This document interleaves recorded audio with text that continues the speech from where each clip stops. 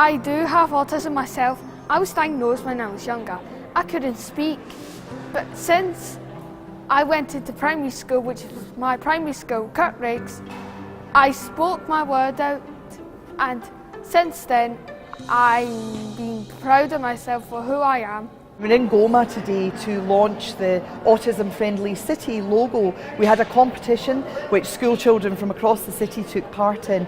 We had over 180 entries, incredibly high standard, but we've winnowed that down to the winner, Nicola from John Paul II Primary in Castlemilk, and we have a fantastic logo which is going to be displayed in shops and venues and museums and hotels all over the city who are taking part in Glasgow's bid to make our city centre as inclusive and accessible as possible for everyone, whether they live in the city or are visiting here. And Glasgow is really leading the way in this. We believe that we are the first city centre in the UK to bid to become an autism friendly city centre.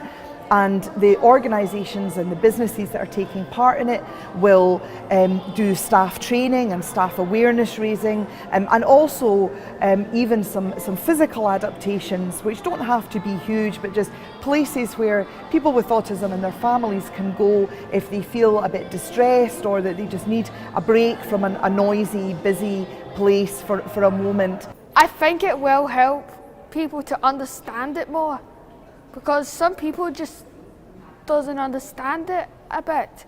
But if they see this logo and see someone with autism, maybe they will ask people about it and maybe ask people questions about it. A significant number of people who live in Glasgow of all ages who have autism, and the number's growing because diagnosis of autism is growing as people understand more about the condition. So it's incredibly important that we do as much as we can to understand autism, to understand how it affects people's day-to-day lives and to respond to that. Disability is only a disability because of the barriers that society puts up. So if as a society and as a city we remove those barriers as much as possible, then we stop autism becoming a disability. One of the designs that was submitted today says that autism isn't a disability, it's a different ability. So we have to respond to that and make sure that people with autism do feel included, that they feel that this is their city too and that they can be part of it.